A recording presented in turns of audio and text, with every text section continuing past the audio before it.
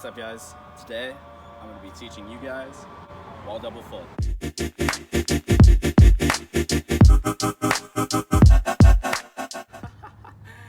Alright, let's get into it. So there are 3 progressions to the trick. First is a wall flip. Second is a wall full. And then third would be some kind of variation between the two. So like a wall flip full down, or maybe like a wall full and a half. Something like that, just to get you in close to the wall, get you comfortable with actually rotating over. The way I'm going to be teaching it is going off of your plant leg. So if I was to do a cork right now, okay, I take off my right leg and I cork. So that's the way I'm going to do it on the wall, right leg. If you do it the other way, then, twist the other way, you'll be fine. Entering the skill itself, it's a little technical if you really try and think about it. You can either be too close to the wall or too far from the wall, and either of those will have an impact on your rotation of the wall double full. So if I'm too far away from the wall, then I can't get my foot on it properly, so I can't get push, which is really a big thing for it. The push itself, when you push off, you're not just pushing away from the wall, you're actually pushing up at an angle to get your hips in the air, to get your rotation done. Because height's very important, especially when you're doing 2 twists over your head. So what you want to get used to doing is finding an area for you that feels relatively good, where you know you can get maximum amount of height. Again, going back to what I said earlier about too far, too close. If you're too close, this isn't gonna work for a wall dub. You'll probably clip your foot and die. Don't do that. Okay, so like I said, medium distance. And then from here, what I'm thinking about doing is pushing my hips up into the air. So if I take a wall full and I'm trying to maximize my height in it, what I'm thinking about doing is, as I go into the skill itself, I'm thinking about getting my butt as high as I can go. If I do a waffle and I'm really low, so let's say I'm gonna do one from far, just so you see. If I'm like here and my butt's low to the ground, look how much height I get. Okay, not a lot. Now if I get my hips a little bit closer to the wall, all right, and I focus on getting my butt in the air, watch the difference. Crazy difference.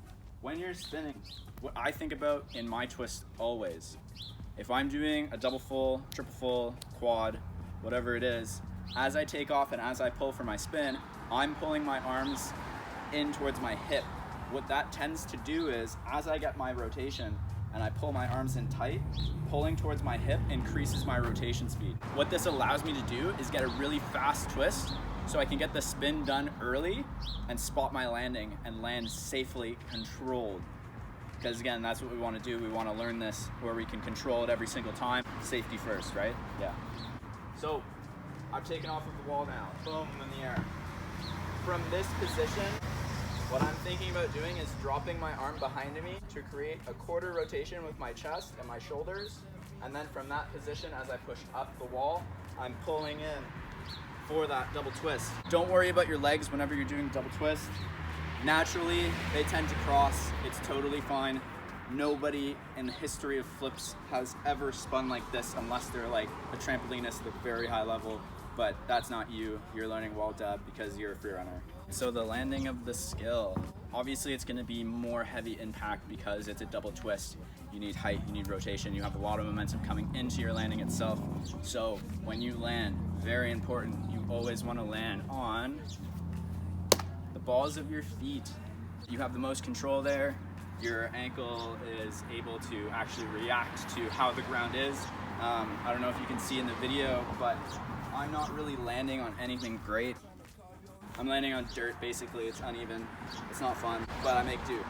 So, really important that when you're landing, balls of your feet, knees bent. Okay, again, you wanna have your butt engaged. All right, you always wanna finish your landing even after you've already landed it. What that means, if I'm going for a skill, I'm not just gonna pitch it and kind of stomp it and walk away. I'm gonna land it controlled, come up, walk out of it. Once I've started to walk out of my skill, then I'm done it. But up until I actually finish my landing, I've never done the skill.